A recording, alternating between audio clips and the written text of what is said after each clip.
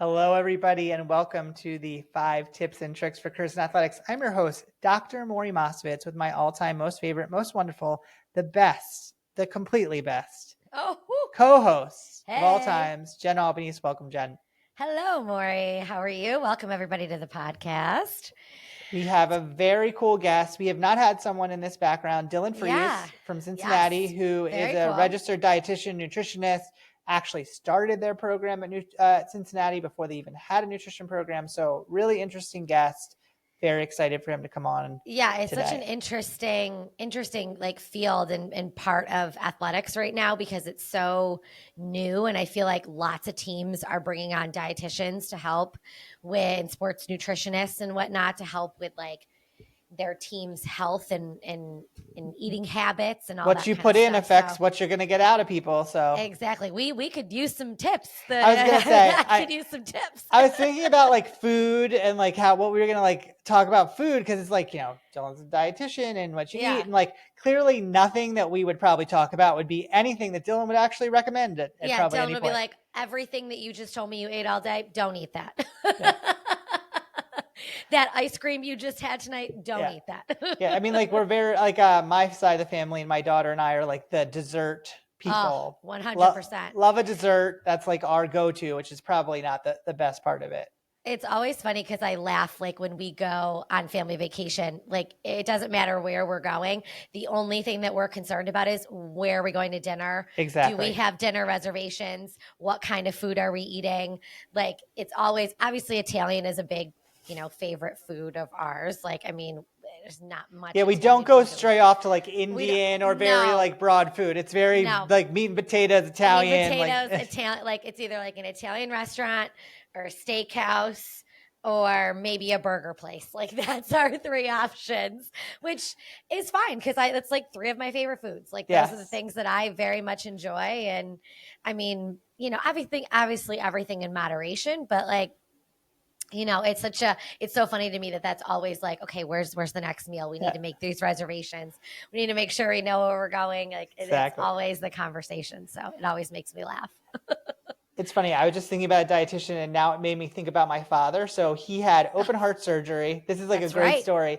Do you remember the story? Yes, he had open heart surgery and they said, okay, Mr. Mosovitz, we're going to bring in a dietitian to talk to you about like how to, go forward with what you need to do. And so the guy walks in and he says to my father, my father's like, well, what do I need to eat? And the guy's like, well, Mr. Mosovitz, anything in moderation is good. Like a little bit from every category is good. My father goes, that's terrible advice. He's like, I was like, what? I was like, this is the guy that's like certified. Like, he's like, he goes, my dad goes, what do you eat? And the guy goes, well, a little bit of everything. So like some nuts and some like, he's like, are the nuts salty? He goes, sometimes a little bit of salt. And he goes, no salt, nothing. He's like, I was like, Dad, this is the guy that they're telling.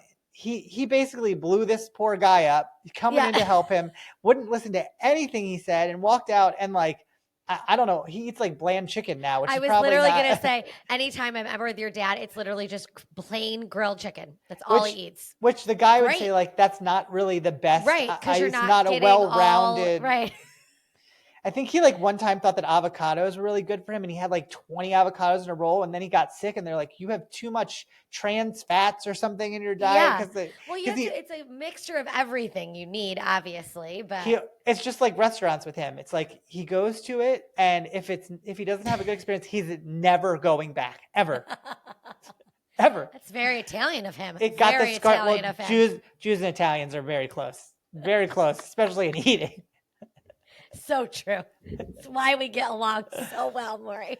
So just thank Dylan that he didn't have to meet my father. Oh my God. That he didn't walk in and your father blew him up. That would have been horrible. Poor Dylan would have been right up against a wall on that one. So at least he gets to talk to us and we can talk about what it takes to be a dietitian in athletics. And we're excited to see him after these messages. Are you a loyal 5 Tips and Tricks podcast listener? If not, now is the time to start. Get all your info and fun content on the podcast by following us on all our social channels at @AthCareerPod. The 5 Tips and Tricks podcast is a part of Athletic Career Consulting. Make sure to reach out to us. The one-stop shop for everything is our website, www.athcareer.com.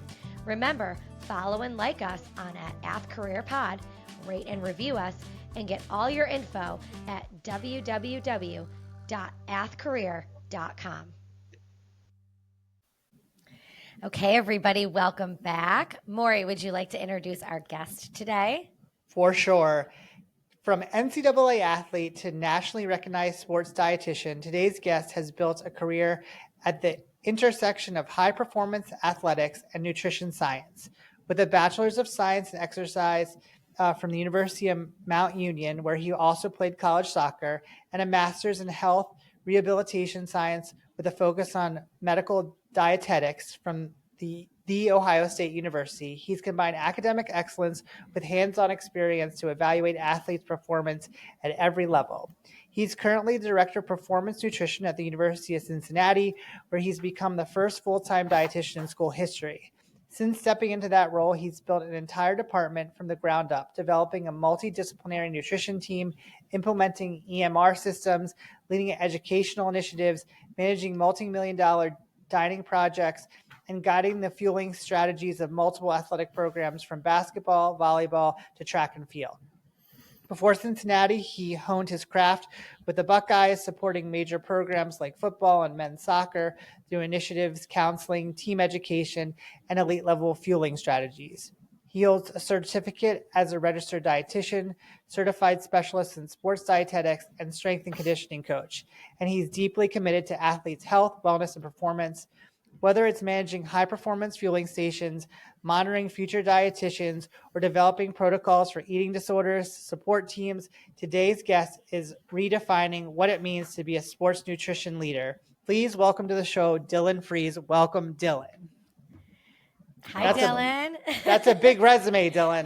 There you go. I know you're too generous, but thanks for having me on, guys. I appreciate it. Well, we really appreciate this. Well, one of our mutual friends, Brad Pike, said, this is the guy that you have to talk to. So if he says it, we know that that's true. So we're really excited to have you on. Awesome. Yeah, Brad's awesome. And yeah, happy to hop on and chat about nutrition. Well, awesome. Well, we want to hear your tips and tricks and tell people that might be out there interested in what you do and being in the sports industry. So go for it. Yeah, well, I guess my first tip and trick, I would say is to always be learning. And a better way I like to kind of state that is become obsessed with, I think, continuing education. And I think that really resonates with me. It's actually kind of funny. My staff and I were going out for a meal last week. It was our fellow that we kind of an annual position. And they were kind of giving me a hard time of, I'm kind of like that research guy on the team that, really likes to nerd out on sports nutrition research. So that's kind of a little background of that, kind of give you some insight on that. But no, I think specifically within the area of sports nutrition, I think it's an area that there's so much information out there. There's so much to learn. And something I'm telling our students, to our staff of, I think continuing to invest in yourself. I think it's such a key area. And now with social media, information is everywhere. I think being able to, really stay abreast of the current research. I mean, I'll be honest, it's difficult. It's challenging at times. I always challenge some of our student athletes I love when they come to me of something recent they just heard and kind of be able to have those conversations on, whether it's the newest fad or, the newest thing. I love having those conversations. I think it's a, great opportunity, I think, to challenge myself as well when other athletes get to challenge me, I think, from that end too.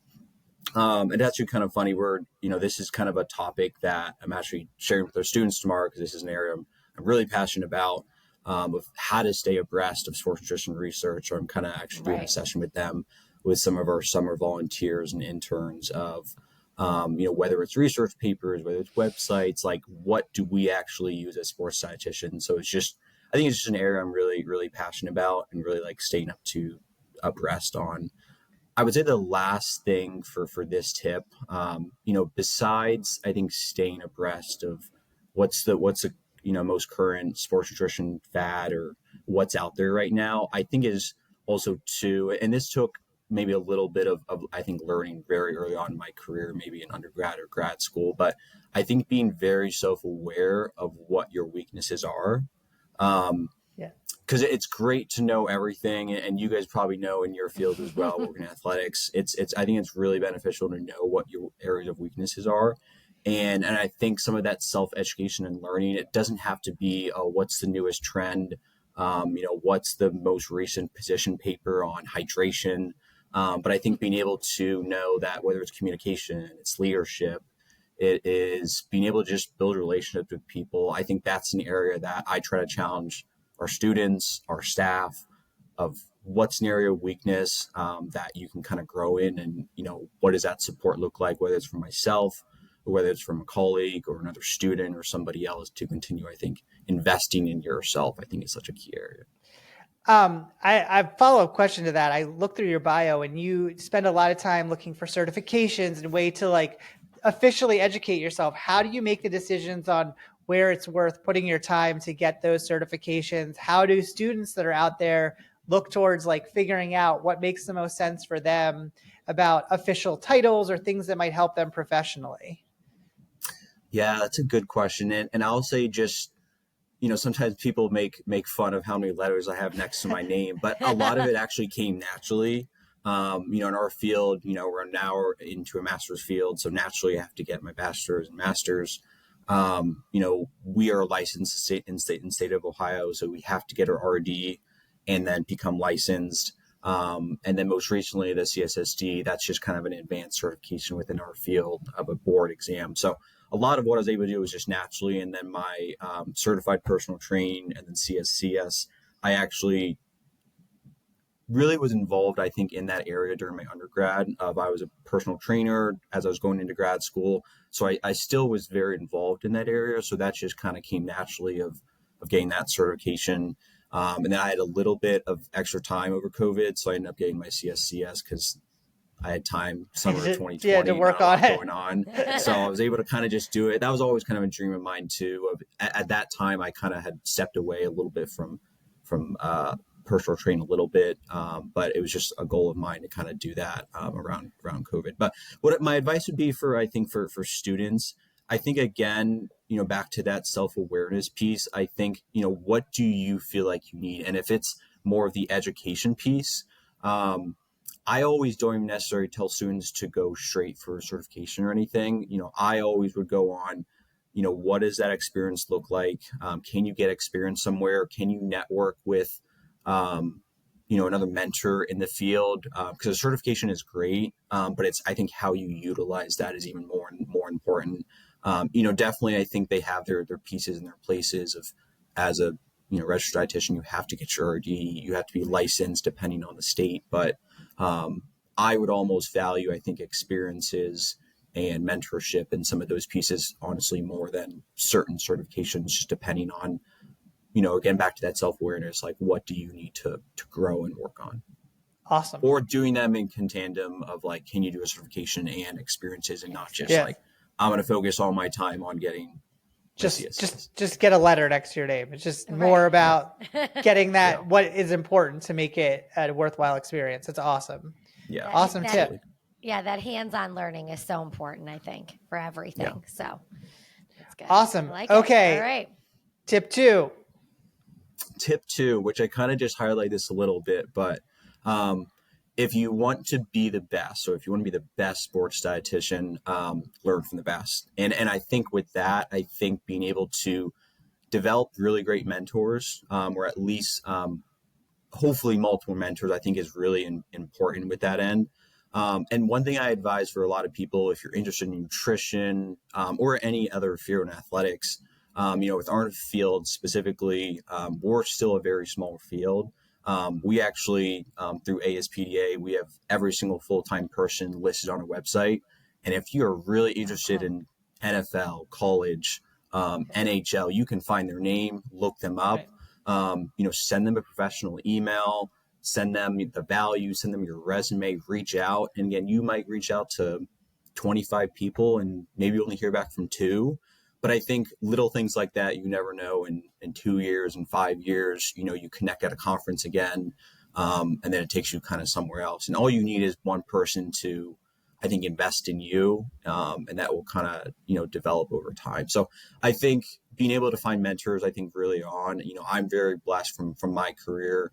I was young stepping into my role at UC, but I definitely couldn't have done it without mentors that not only I had at Ohio State, but also I went on my way, I think, connecting with other people and having people I could invest in, even though we may or may not have, it might have just been a phone call or a Zoom call. Like I knew that, like, that was really important for me to have those people. And, now some of them, I'm texting on a weekly basis, and, some of them I maybe only like reached out to or saw for the first time last year or something. But all that started with just a reaching out and trying to connect with people. So that would kind of be my second tip. I think, I think just if you want to be the best, learn from the best. I think the last thing on that, and this would maybe be more for somebody maybe as early on in your career, I think staying connected to people is really important. It's really helpful to like have those colleagues or that one mentor early on, but when you're a few years in, are you always going to them when you have a problem? I always say, like, can you maintain that relationship? And that's not easy in today and age. I think we all have very, very busy lives in athletics. But just kind of a touch point, whether it's connecting with them, how are they doing, telling them happy birthday. I think staying connected with people, even though like they might not be your primary mentor, I think that's something I hopefully try to prioritize with other people I went to school with now that are all across the country, in their organizations or colleges, that I try to stay, in touch with, in order to kind of provide that value for them. But they know that I'm invested in them, so they'll invest back in me. That's awesome.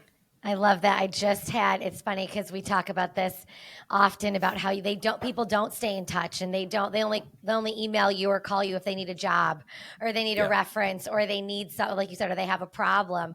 And, you're willing to help, but it's the times when you don't expect it. And I had a former intern reach out to me the other day, and she like sent me a screenshot of something she saw, I don't know, on Pinterest or Instagram, and was like, this made me think of you. Hope you and the family are doing well. And I was like, oh my God, you just made my whole day. And like, that's just something that you remember. And only those few people that do that really are the ones that stick out. So doing that, and it might take a little bit of extra effort, but it's something that someone will remember, and, that'll go a long way. So awesome. Those are really the best moments, when the best. You never know when you're going to touch somebody. I remember one of our kind of current grad students right now, she actually let me know, like, last year I'd presented at a conference like 2 or 3 years ago. It's like a student focused conference. And our student right now, had went to that current conference right now, and she was at it again. Mm-hmm. And she kind of let me know, like, oh, so-and-so remembered your talk from 2021. She loved it. She wanted to say hi. And I'm like, that's kind of the best. It wasn't her, I guess, reaching out to me, but like some of those feelings, a little bit of like that can sell it, or even like a text to check in. I think goes a long way. Awesome. It does. Okay, right. Great tips. Number 3, what do we got? Number 3, and this might be a little bit more of a general tip, but I think it's also specific to our field. Just know that you're always being interviewed and assessed. And I say that, in the best way possible, because one thing that we tell our students is really excelling in the role that you're in. We want all of our students to continue kind of growing that ladder, so that by the end of it, we want to provide that recommendation to get you that job and continue on in your career to, become a sports dietitian and to grow in that area. So that's definitely an area that I think you might not necessarily know early on, if you're an undergraduate student and you're like, oh, what am I doing? Just kind of stocking a fueling station, or doing inventory, or a lot of those basic tasks. But when you can do a lot of those things at a very high level, I think it gets noticed. And I think that goes all the ways up to even myself, just knowing that, everyone's always watching everybody. And I think specifically within our field, just kind of a little tidbit, we are just over 1,000 sports dietitians across the country. So we're such a small field that, everybody knows everybody. And I think that's a huge area that, if you have those people behind you that really invest in you and you know you're doing a great job, they will help you kind of along that trajectory too. So I think just know that you're always being interviewed. Just know that, you're kind of always being assessed. I think doing a really great job in whatever role that you're in. And I think being able to set that expectation with, I think, your students, your staff, everybody, I think is really important. And I even hold that to myself. There's sometimes I might be pitching in with a delivery or, a few days ago, we just got like our Gatorade order in, and those comes in pallets and, Okay. it's all hands on deck, kind of with the team. So I always say there's no job too small. And I think from that end too. So I think just, investing in people and just knowing that you're always being interviewed would kind of be my next tip. Yeah. And it doesn't even need to be just your supervisor or other people like on your direct team. Like I think about like how often do you have a situation where someone in a different area becomes like an AD or a senior level administrator somewhere else, and you just had an impression on someone, and maybe you pop up for an interview and it's like, you know what, that person really stuck out to me. They're a hard worker. They're somebody that I feel like would be good for our team.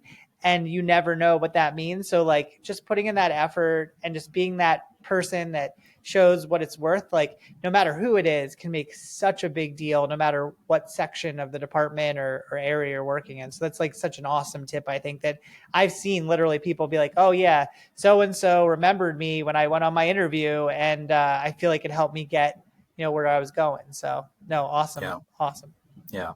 And one thing I always, tell other people too, if you feel like you don't know, what your supervisor or, whoever you're working with, what they think of you. I mean, hopefully you're getting feedback and, Right. and all of that, Right. but ask questions. Exactly. I think we all want to help you and provide that feedback. That's something we do with our interns. I do with my staff, and providing that feedback to know, what are those areas you need to grow in and all these things. But sometimes you might not always directly get that. We're all very busy. We work in athletics. We all know that.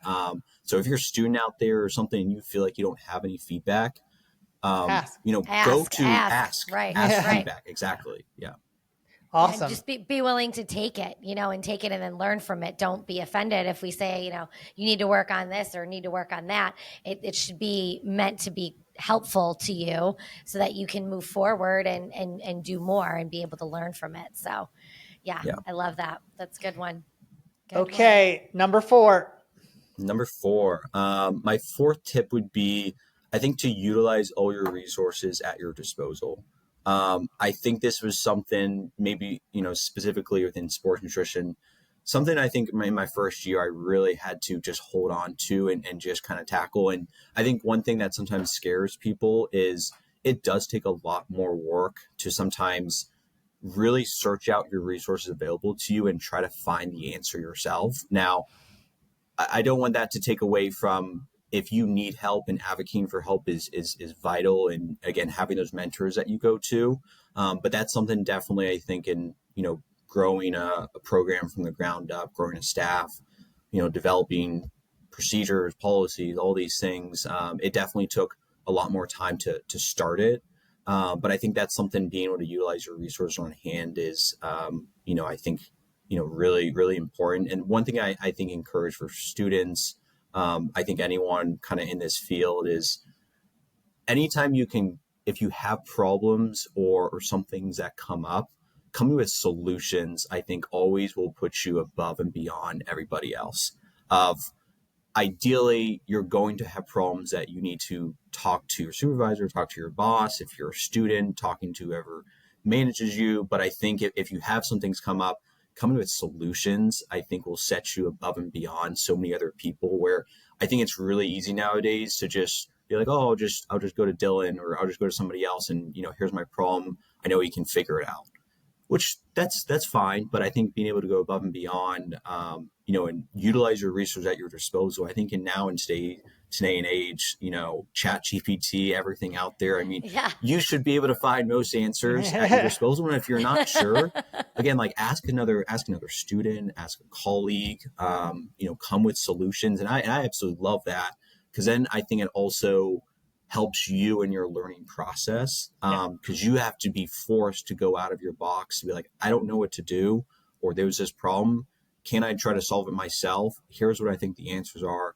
and then being able to present that, I think that not only gives you, professional development and learning opportunities, but I think it also too just allows for, to make your boss or supervisor life so much easier if you come with, hey, here are the 2 or 3 solutions I thought of.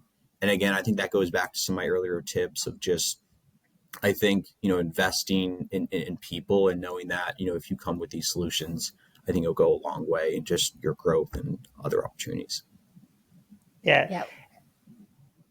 I was going to say, I think the one thing everyone's always afraid of is like, well, they'll think that, it was a dumb thing, but I don't think any of us expect that you know everything. And so that we much more appreciate you like trying to think through it and show like a thought process. And if we don't necessarily 100% agree with maybe the way that you went about it, usually there's a nugget or tidbit in there that we can go off and be like, you're on the right track. Why don't we tweak it like this?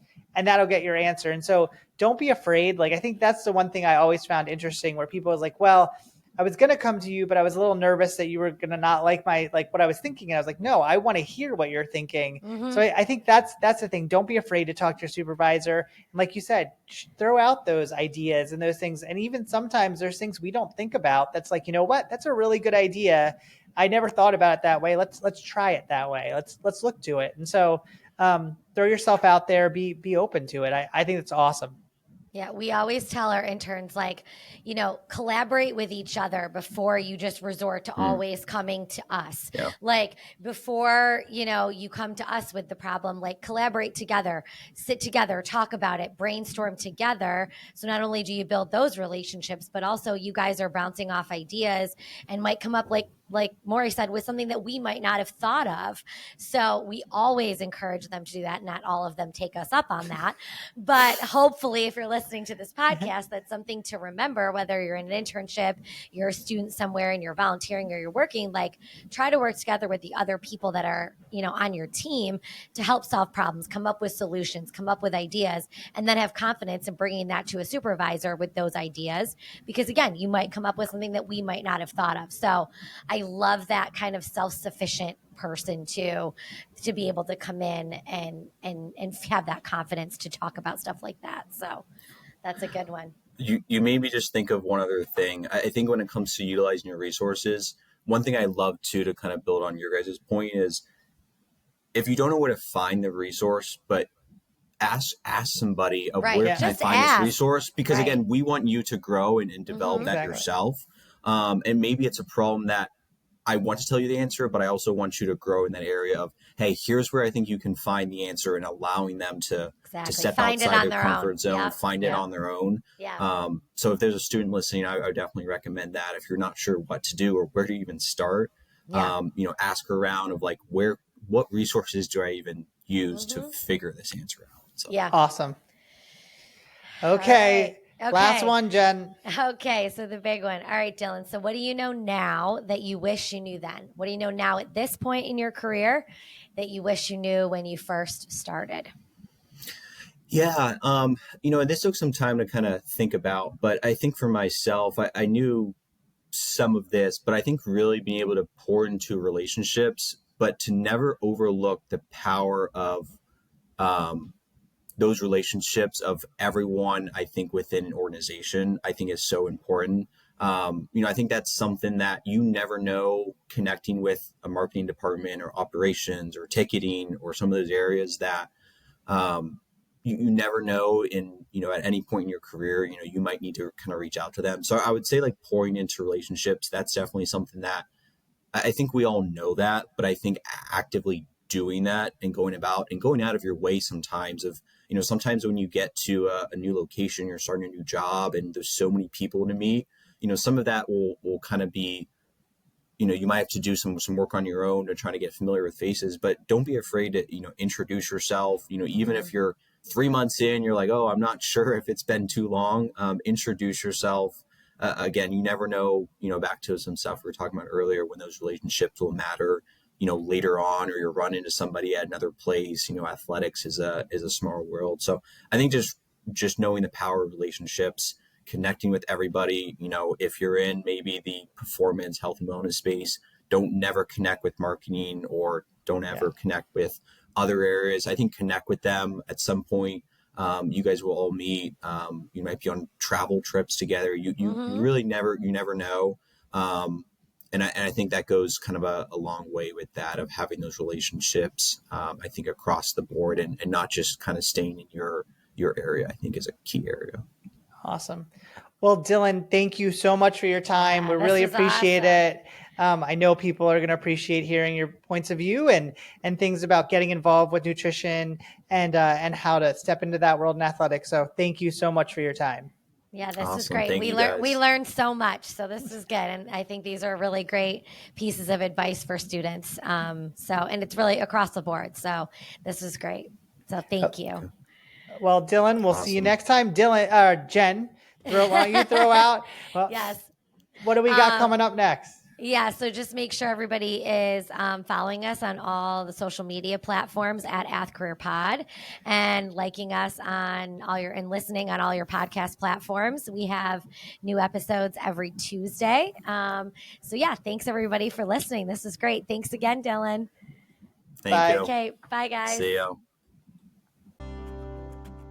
If you like the 5 Tips and Tricks podcast, make sure to subscribe on your favorite podcast platform.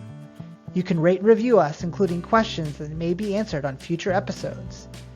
The 5 Tips and Tricks podcast for careers in athletics is part of Athletic Career Consulting. Check us out at www.athcareer.com.